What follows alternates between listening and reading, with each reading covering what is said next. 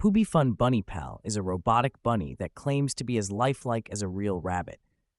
According to the company, this little pet can respond to touch and voice commands, hop around, twitch its nose, and wiggle its ears with smooth, natural movements. Sounds pretty cool, right?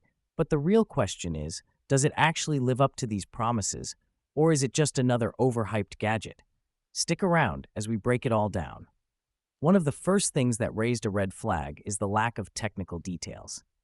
The company claims BunnyPal uses advanced simulation technology, but they don't explain how it works. Most robotic pets provide information about their sensors, AI capabilities, motion controls, or battery life, but BunnyPal's listing is vague. Without these details, it's hard to tell if it actually functions as advertised or if it's just a basic toy with limited movement. Another concern is that there's no mention of battery life or charging details. Since this bunny moves and reacts to touch, it obviously needs power, but the company doesn't say anything about how long it lasts, how it charges, or how often it needs maintenance. This is something every electronic product should include, and the fact that they don't mention it makes me wonder if the BunnyPal is even practical for daily use. Then, there's the issue with their promotional content. If you check their website, you'll notice the images and videos look AI-generated rather than real product footage. Think about it, if this robotic bunny actually worked as promised. Wouldn't they want to show real videos of it in action? Instead, we get overly polished animations that feel too perfect to be real.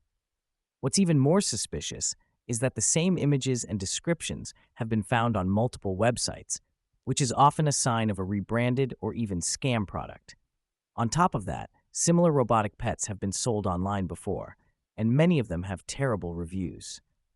Customers often complain that the actual product looks nothing like the ads, makes loud noises, has poor build quality, and moves awkwardly. If BunnyPal is just another version of those disappointing toys, that's definitely something to be cautious about.